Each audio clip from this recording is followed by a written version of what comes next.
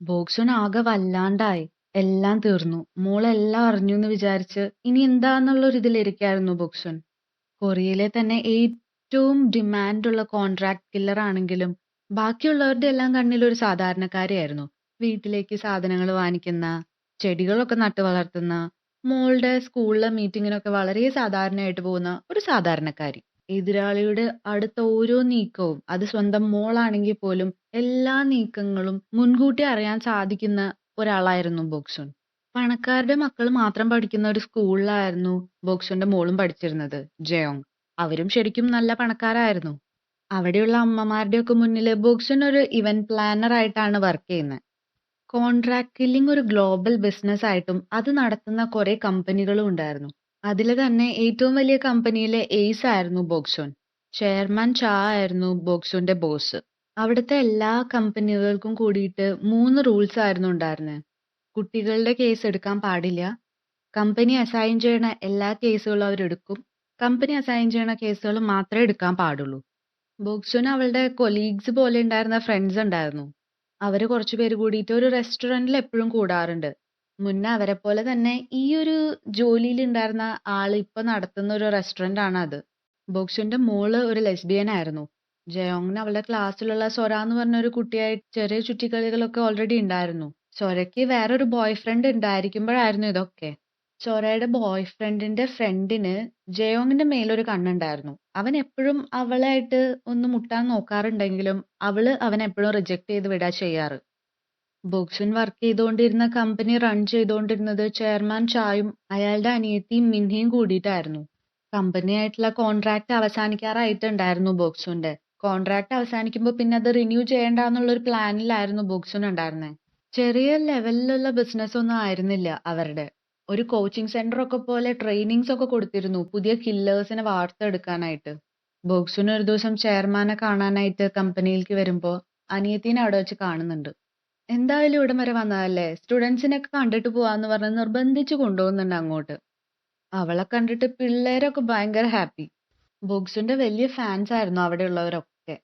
ആ ബാച്ചിലെ top student ഒരു പെൺകുട്ടിയായിരുന്നു, യോങ്ജി. അവളാണെങ്കില് ബോക്സുവിനെ അവളുടെ ഹീറോ ആയിട്ടാണ് കണക്കാക്കിയിരുന്നത്. ആ ബാച്ചിലെ ആർക്കും യോങ്ജി ആയിട്ട് ഒരു ഫൈറ്റിന് നിൽക്കാനുള്ള ധൈര്യം ഇല്ലാത്തവരായിരുന്നു. അടുത്ത ബോക്സുവിനായിട്ട് ഇവളെ വളർത്തിയെടുക്കും എന്നാണ് മിനി പറയുന്നത്. ബോക്സുന് ഉണ്ടായിരുന്നതിനേക്കാളും അവൾ അടിപൊളിയാണെന്ന് പറയുമ്പോൾ ബോക്സുന് അതത്ര പിടിക്കുന്നില്ല. ഈഗോ ഹേർട്ടായി. ആ ചൂടില് യോങ്ജി ആയിട്ടൊരു ഫൈറ്റിന് നിൽക്കുന്നുണ്ട് ബോക്സുൻ. യോങ്ജി തരക്കേടില്ലാത്തൊരു ഫൈറ്റർ തന്നെയാണ്. പക്ഷെ അവള് ഫൈറ്റ് ചെയ്തുകൊണ്ടിരുന്നത് ഒരു ലെജൻഡും ആയിട്ടായിരുന്നു. നിഷ്പ്രയാസം പൊട്ടിച്ച് കൈ കൊടുക്കുന്നുണ്ട് ബോക്സുൻ. യോങ്ജിനെ വെച്ചിട്ട് ബോക്സുനൊന്ന് നാണം കെടുത്താനുള്ള പ്ലാൻ ആയിരുന്നു മിനിക്ക്. പക്ഷെ അവളുടെ പ്ലാൻ ഒന്നും ബോക്സുന്റെ അടുത്ത് നടക്കില്ല. അതിനുശേഷം ചെയർമാന്റെ അടുത്ത് പോയിട്ട് ബോക്സുൻ സംസാരിക്കുന്നുണ്ട്. കോൺട്രാക്ട് റിന്യൂവലിന്റെ കാര്യം ചെയർമാൻ എടുത്തിടുമ്പോൾ ഒഴിഞ്ഞു മാറാണ് ചെയ്യുന്നത് ബോക്സുൻ. ചെയർമാൻ എംപ്ലോയി എന്നുള്ളതിലുപരി അവര് നല്ല ക്ലോസ് ആയിരുന്നു എന്നുള്ളത് അവരുടെ ഇന്ററാക്ഷൻ കാണുമ്പോൾ നമുക്ക് മനസ്സിലാക്കാം. ഒരുപാട് കാലമായിട്ട് ഒരുമിച്ച് വർക്ക് ചെയ്യുന്നതാണല്ലോ. ചെയർമാന്റെ ഫേവറേറ്റ് ആയിരുന്നു ബോക്സുൻ. അതുകൊണ്ട് തന്നെ അനിയത്തിക്ക് നല്ല അസൂയായിരുന്നു അവളോട്. ചെയർമാനും ബോക്സുനും കൂടിയിട്ട് ഫുഡ് കഴിക്കാനായിട്ട് പോയി അവിടെ ഇരുന്ന് സംസാരിച്ചുകൊണ്ടിരിക്കുകയായിരുന്നു. അവരെത്ര ക്ലോസ് ആണെന്ന് ചോദിച്ചാൽ മോളെ കുറിച്ച് ഡിസ്കസ് ചെയ്യാനും മാത്രം അടുപ്പമുണ്ടായിരുന്നു അവര് തമ്മില്. ബോക്സും പറയുന്നുണ്ട്, ഒരാളെ കൊല്ലാനായിട്ട് ഇത്ര ബുദ്ധിമുട്ടില്ല ഒരു കുട്ടീനെ വളർത്തിയെടുക്കണം അത്ര.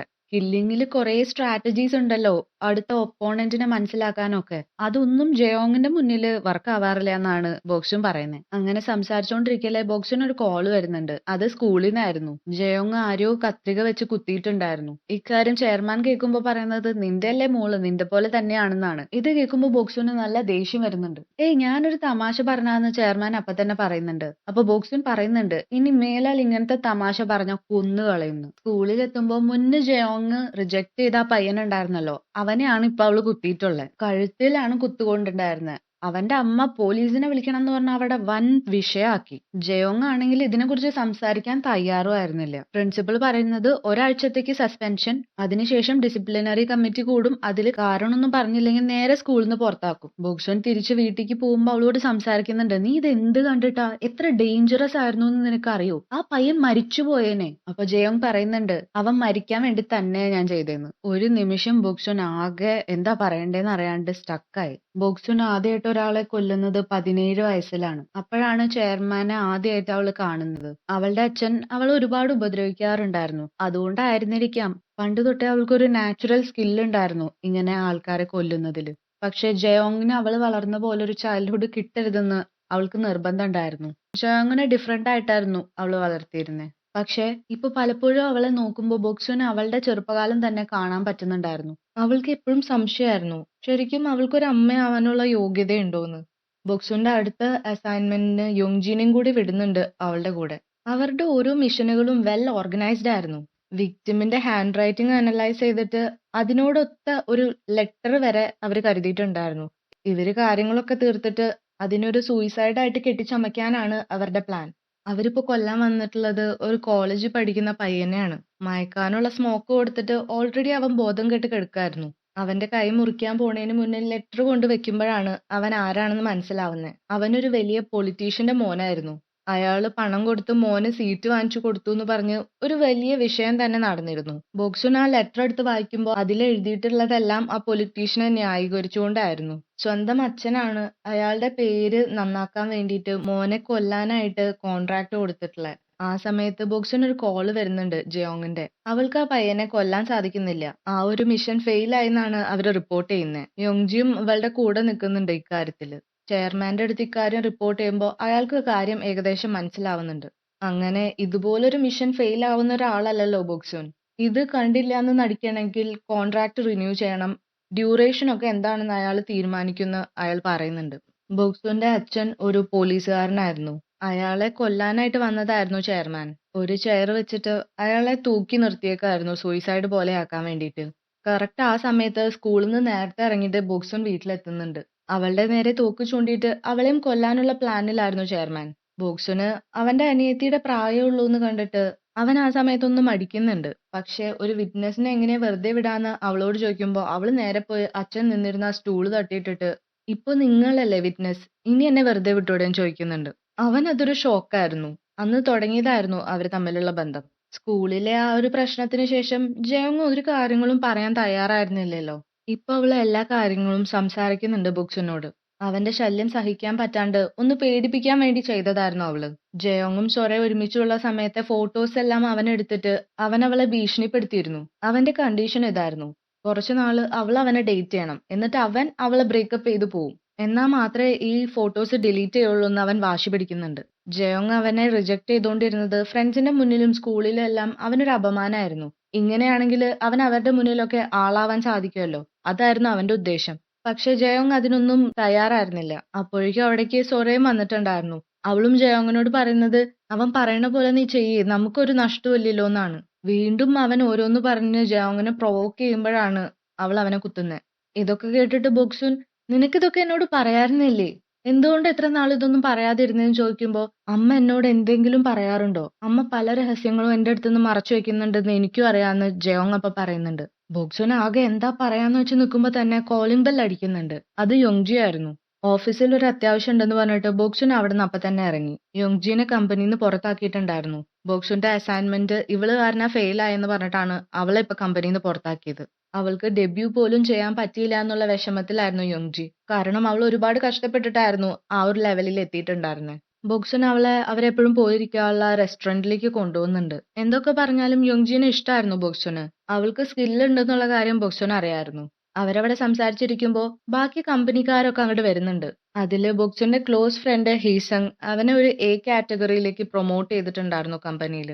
ചെയർമാന്റെ അനിയത്തി മിൻഹി ഹീസങ്ങിന് ബോക്സുനായിട്ട് വളരെ ക്ലോസ് ആയിട്ടുള്ള ഒരു റിലേഷൻഷിപ്പ് ഉണ്ടെന്ന് അറിഞ്ഞിട്ട് അവനെ തന്നെ യൂസ് ചെയ്തിട്ട് ബോക്സുൻ അന്ന് കൊല്ലാതെ വിട്ടുപോയ ആ ഒരു പയ്യനുണ്ടല്ലോ, ആ പയ്യനെ കൊല്ലിക്കുന്നുണ്ട്. എന്നിട്ടാണ് അവനൊരു എ കാറ്റഗറിയിലേക്ക് പ്രൊമോട്ട് ചെയ്തത്. ഓൾറെഡി ഇതൊക്കെ കേട്ടിട്ട് കയ്യിന്ന് പോയിരിക്കായിരുന്നു ബോക്സുന്. ആ സമയത്ത് മിൻഹി വിളിക്കുന്നുണ്ട് ഹീസങ്ങിന്റെ ഫോണിലേക്ക്. ആദ്യമേ തന്നെ ഫോൺ എടുത്തിട്ട് ബോക്സുൻ പറയുന്നുണ്ട്, നീ നോക്കിയിരുന്നോ, ഞാൻ നിനക്ക് വേണ്ടി വരുന്നുണ്ടെന്ന്. എന്നിട്ട് ഹീസങ്ങിന്റെ അടുത്ത് സംസാരിച്ചതിന് ശേഷം ഫോൺ സ്പീക്കർ ഇട്ടിട്ട് ബാക്കിയുള്ളവരോടൊക്കെ സംസാരിക്കുന്നുണ്ട് മിൻഹി. ഈ ടൈപ്പ് കമ്പനികളിലൊക്കെ ഏറ്റവും തലപ്പൊക്കത്തിരിക്കുന്നതാണ് MK. അവിടെ ഉണ്ടായിരുന്ന ബാക്കിയുള്ളവരൊക്കെ ചെറിയ ചെറിയ കമ്പനിയിലുള്ളവരായിരുന്നു. അവർക്കൊക്കെ മോശമില്ലാത്തൊരു ഓപ്പർച്യൂണിറ്റിയാണ് മിൻഹി കൊടുക്കാൻ ഉദ്ദേശിച്ചിരുന്നത്. യോങ്ജിക്കായാലും കമ്പനിയിൽ തിരിച്ചു കയറണമെങ്കിൽ ബോക്സിനെ തീർത്തിട്ട് വരാനാണ് അവരോടൊക്കെ പറയുന്നത്. ഇതൊക്കെ കേൾക്കണ്ട താമസം. അവിടെ അത്ര നേരം ഫ്രണ്ട്സ് ആയിട്ട് ഇരുന്നവരുടെ എല്ലാവരുടെയും കൈ ഏതെങ്കിലും ഒരു ആയുധത്തിന്റെ മുകളിൽ എത്തിയിട്ടുണ്ടായിരുന്നു. എന്തിനേറെ പറയുന്നു, കൈയില്ലാത്തൊരു തന്തപ്പിടി ഉണ്ടായിരുന്നു.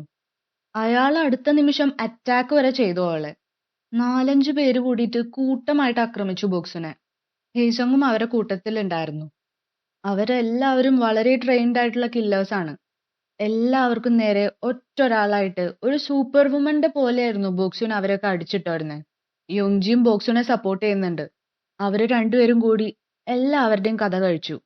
ഇവരെല്ലാവരും വേറെ വേറെ കമ്പനിയിലുള്ളവരാണ്. ഇത് വലിയൊരു വിഷയാവും. ഇതറിഞ്ഞിട്ട് ചെയർമാൻ അങ്ങോട്ട് വന്നിട്ട് ബോക്സിനെ കഴുത്ത് ഞെരിക്കുന്നുണ്ട്. ഇത് കണ്ടിട്ട് യോങ്ജി ഓടി വന്നിട്ട് കാര്യങ്ങൾ അങ്ങനെയല്ല, മിൻഹി എല്ലാവരോടും ബോക്സിനെ കൊല്ലാൻ പറഞ്ഞിട്ട് അതിനെ എതിർത്തതാണ് ബോക്സുൻ എന്ന് പറയുന്നുണ്ട്. ബോക്സുൻ തിരിച്ച് വീട്ടിലെത്തുമ്പോൾ ജയോങ് അവളെ കാത്തിരിക്കുന്നുണ്ടായിരുന്നു. സോര ജയോങ്ങായിട്ട് ബ്രേക്കപ്പ് ആയിട്ടുണ്ടായിരുന്നു.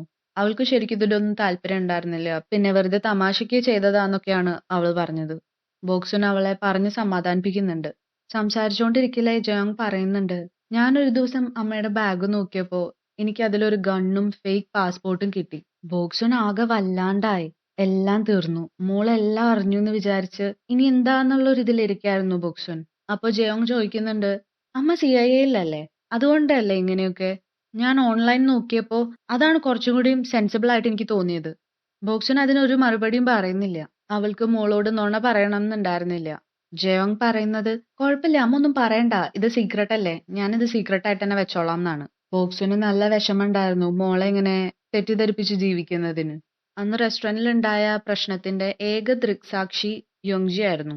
അവരുടെ കമ്പനിയിലുള്ളവര് ഇനി ഇതിനെ ചുറ്റിപ്പറ്റി വല്ല പ്രശ്നം ഉണ്ടാക്കിയാലോ എന്ന് വിചാരിച്ചിട്ട് ചെയർമാൻ അന്ന് തന്നെ യോങ്ജിനെ കൊന്നിട്ടുണ്ടായിരുന്നു. ബോക്സുൻ മിൻഹിനെ കാണാനായിട്ട് കമ്പനിയിൽ വരുമ്പോഴാണ് ഈ കാര്യം അറിയുന്നത്. യോങ്ജി മരിച്ചോന്നും ഈ പ്രശ്നങ്ങൾക്കൊക്കെ വഴിവെച്ചത് മിൻഹിയോ ആണ്. കോൺട്രാക്ട് സൈൻ ചെയ്യാനായിട്ട് ബോക്സുന് കൊടുത്ത ആ പേന ഉപയോഗിച്ച് തന്നെ അവളെ കുത്തി കൊല്ലുന്നുണ്ട്. എന്നിട്ട് ആ പേന ചെയർമാന്റെ കയ്യിൽ കൊടുക്കണം എന്ന് പറഞ്ഞ് റിസപ്ഷനിൽ കൊടുത്തിട്ടാണ് ബോക്സുൻ പോകുന്നത്. അവരുടെ ബിസിനസ്സിൽ എന്തെങ്കിലും ഒരു ആയുധം ചോരയിൽ മുക്കി കൊടുക്കുകയാണ് ഒരാൾക്കെന്നുണ്ടെങ്കിൽ അവരായിട്ടൊരു ഫൈറ്റിന് വിളിക്കുന്നു എന്നാണ് അർത്ഥം. അനിയത്തി മരിച്ചു കിടക്കുന്നത് കണ്ടിട്ട് ബോക്സുനെ കൊല്ലാനുള്ള ദേഷ്യം ഉണ്ടായിരുന്നു അയാൾക്ക്. ചെയർമാനായിട്ട് ഫൈറ്റ് ചെയ്യാനായിട്ട് ഒരുങ്ങി വന്നിരുന്നു ബോക്സുൻ. അവനും അവളെ കാത്തിരിക്കുകയായിരുന്നു. ബോക്സുൻ വന്നിറങ്ങുന്ന ലിഫ്റ്റ് തുറക്കുമ്പോ തന്നെ ചറപറ വെടിവെച്ച് അവളുടെ ചുറ്റും വെടിവെക്കുന്നുണ്ട്. യോങ്ജിയുടെ കാര്യത്തിൽ അങ്ങനെ ചെയ്തതില് ബോക്സിന് വളരെയധികം ദേഷ്യം ഉണ്ടായിരുന്നു. ഇത് കണ്ടിട്ട് വെറുതെ ഇരുന്നാല് അവൾ അവളോട് തന്നെ ചെയ്യുന്ന ഒരു ചതിയായിരിക്കും അത്. അവനെ അറ്റാക്ക് ചെയ്ത അവൻ എങ്ങനെയൊക്കെ റിയാക്ട് ചെയ്യുന്നുള്ള എല്ലാ പോസിബിലിറ്റീസും അവള് മനസ്സിൽ ആലോചിക്കുന്നുണ്ട്. എല്ലാ തരത്തിലും അവള് തോൽക്കുമായിരുന്നു. പക്ഷെ ചെയർമാന്റെ ഒരേ ഒരു വീക്ക്നെസ് ബോക്സുൻ ആയിരുന്നു. അവൾ അവനെ കുത്തുന്നുണ്ട്, പക്ഷെ അവൻ തിരിച്ചു ഫൈറ്റ് ചെയ്യുന്നില്ല. കാരണം അവന് വേറെ പ്ലാൻസ് ഉണ്ടായിരുന്നു. ഇവിടെ നടക്കുന്നതെല്ലാം ലൈവായിട്ട് കാണാൻ പാകത്തിന് ഒരു ഐപാഡ് ജയോങ് കാണാൻ വേണ്ടിയിട്ട് അയാൾ കൊടുത്തയച്ചിട്ടുണ്ടായിരുന്നു. അവൾ ഏറ്റവും ഭയപ്പെടുന്ന ഒരു കാര്യം അതാണെന്ന് അവന് നല്ല ബോധ്യമുണ്ട്. ഇതറിഞ്ഞിട്ട് ബോക്സുൻ ഓടി വീട്ടിലേക്ക് വരുമ്പോ ജയോങ് ഒന്നും നടക്കാത്ത പോലെ അവൾ അവിടെ കിടന്നുറങ്ങായിരുന്നു. അവിടെയാണ് കഥ അവസാനിക്കുന്നത്. ഇത്തരത്തിലുള്ള വയലൻസ് ഒന്നും ഒരിക്കലും ന്യായീകരിക്കാൻ പറ്റില്ല. പക്ഷെ എല്ലാവർക്കും അവരവരുടേതായ പോരാട്ടങ്ങളുണ്ട്. ഓരോ ദിവസവും അത് നേരിട്ടുകൊണ്ടാണ് നമ്മൾ ഓരോരുത്തരും ജീവിക്കുന്നത്. അത് ബാക്കിയുള്ളവരെ ഉപദ്രവിക്കാതെ ആവണം എന്ന് മാത്രം.